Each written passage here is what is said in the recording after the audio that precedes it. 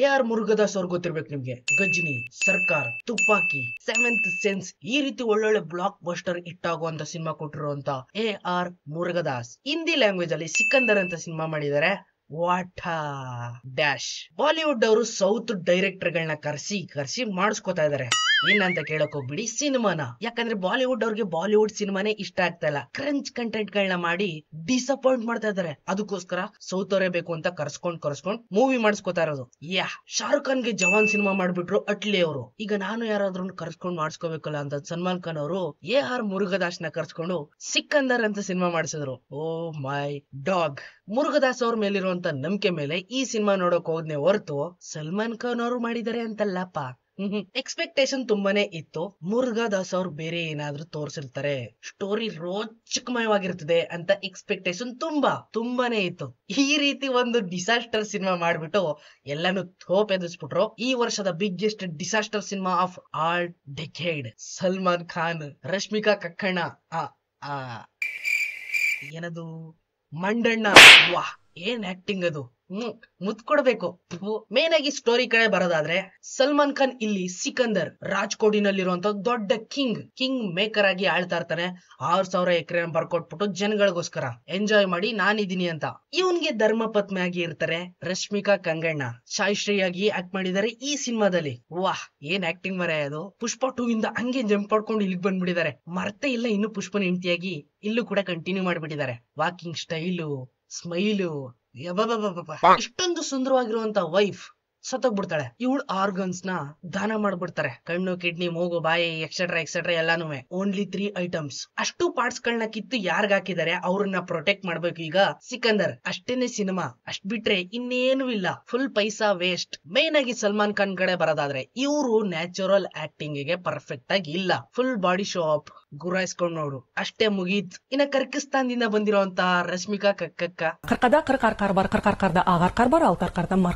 ಯಾವಾಗ ನೋಡು ನಗು, ಸೊಂಟ ಬಳುಕಿಸ್ಕೊಂಡ್ ನಡ್ಕೋಬಾ ಅಷ್ಟೇ ಮುಗೀತ್. ಮುರುಗದಾಸ್ ಅವರು ಒಳ್ಳೊಳ್ಳೆ ಶಾರ್ಟ್ಸ್ ಗಳನ್ನ ಸ್ಕ್ರೀನ್ ಪ್ಲೇ ಒಳಗಡೆ ತೋರಿಸಿದ್ದಾರೆ. ಬಟ್ ಸ್ಟೋರಿನ ಮಿಸ್ ಮಾಡ್ಬಿಟ್ಟಿದ್ದಾರೆ. ಈ ರೀತಿ ಮಿಸ್ ಮಾಡಿ ಆಡಿಯನ್ಸ್ ನ ಮಿಸ್ ಮಾಡ್ಕೊಳ್ಳೋ ತರ ಮಾಡ್ಬಿಟ್ರು. ಮಿಸ್ ಕಲ್ ಕೊಟ್ಬಿಟ್ಟು ಸಿನಿಮಾದಲ್ಲಿ ಮೇನ್ ವಿಲನ್ ಆಗಿ ಸತ್ಯರಾಜ್ ಅವ್ರು ಆಕ್ಟ್ ಮಾಡಿದ್ದಾರೆ. ಬಾಹುಬಲಿಯಲ್ಲಿ ಇದ್ದಂತ ಕಟ್ಟಪ್ಪ ಮಾತಾಡ್ತಾ ಇರೋಂತ ಬಾಡಿ ಲ್ಯಾಂಗ್ವೇಜ್ಗೂ ಹಿಂದಿಗೂ ಒಂದಕ್ಕೊಂದು ಡಬ್ಬೆ ಆಗ್ತಾ ಇಲ್ಲ. ಕರೆಕ್ಟ್ ಆಗಿ ಮ್ಯಾಚಿಂಗೇ ಆಗ್ತಾ ಇಲ್ಲ. ಆದ್ರೂ ಕೂಡ ಹೆಂಗೋ ತಳ್ಳಿಬಿಡೋಣ ಅನ್ಬಿಟ್ಟು ತಳ್ಳಿಸ್ಬಿಟ್ಟಿದ್ದಾರೆ ಮುರುಗದಾಸ್. ಅದು ಎದ್ ಕಾಣ್ತಾ ಇದೆ ಇಲ್ಲಿ. ಕಿಶೋರ್ ಕುಮಾರ್ ಅವರ ಪೊಲೀಸ್ ಇನ್ಸ್ಪೆಕ್ಟರ್ ಆಗಿ ಆಕ್ಟ್ ಮಾಡಿರುವಂತ ಯೂನಿಫಾರ್ಮ್ ಕಳ್ಳ ಡೆಫಿನೆಟ್ಲಿ ವಿಲನ್ ಗೆ ಸೂಟ್ ಆಗಲ್ಲ. ಪೇಮೆಂಟ್ ಸಿಕ್ಕಾಯ್ತಲ್ಲ ನಡಿ ಮನೆಗೆ ಅಂತ ಆಕ್ಟ್ ಮಾಡಿದ್ದಾರೆ Kishore uncle. One of the brutal part of the cinema ಅಂದ್ರೆ ರಶ್ಮಿಕಾ ಕಕ್ಕಕ್ಕ.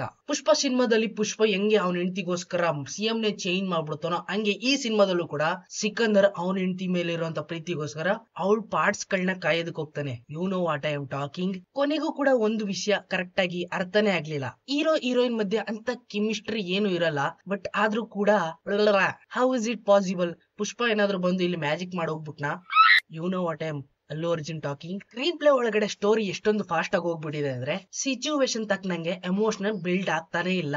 ಜಂಪ್ ಆಗಿ ಹೋಗ್ತಾ ಇದೆ. ನೆಕ್ಸ್ಟ್ ಸೀನ್ ಗೆ ಸ್ಪೀಡ್ ಆಗಿ ಹೋಗ್ಬಿಡೋದು, ಅದಾದ್ಮೇಲೆ ಇನ್ನೊಂದ್ ಸೀನ್ ಆದ್ಮೇಲೆ ಇನ್ನೊಂದ್ ಸೀನು ಮುಗೀತು. ಬ್ಯಾಕ್ ಗ್ರೌಂಡ್ ಮ್ಯೂಸಿಕ್ ಬಗ್ಗೆ ಕೇಳೋದಕ್ ಹೋಗ್ಬೇಡಿ. ಫುಲ್ ಡಿಸಾಸ್ಟರ್ ಆಗಿದೆ. ಡಿಸಾಸ್ಟರ್. ಸಂತೋಷ್ ನಾರಾಯಣ್ ಅವರು ಮಾಡಿರುವಂತ ಮ್ಯೂಸಿಕ್ ಸತ್ತೋಗ್ಬಿಡ್ಬೇಕು ಫಿಕ್ಸ್.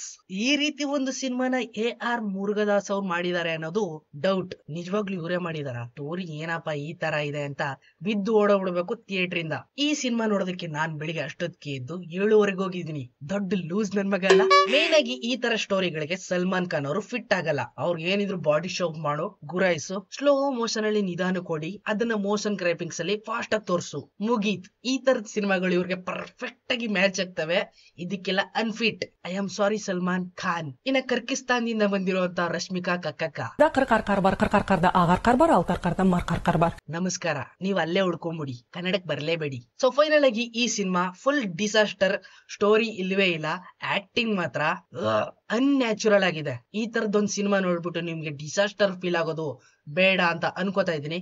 ಇದ್ರ ಮೇಲೆ ನಿಮ್ ಇಷ್ಟ. ಎಲ್ಲ ಚೀಪ್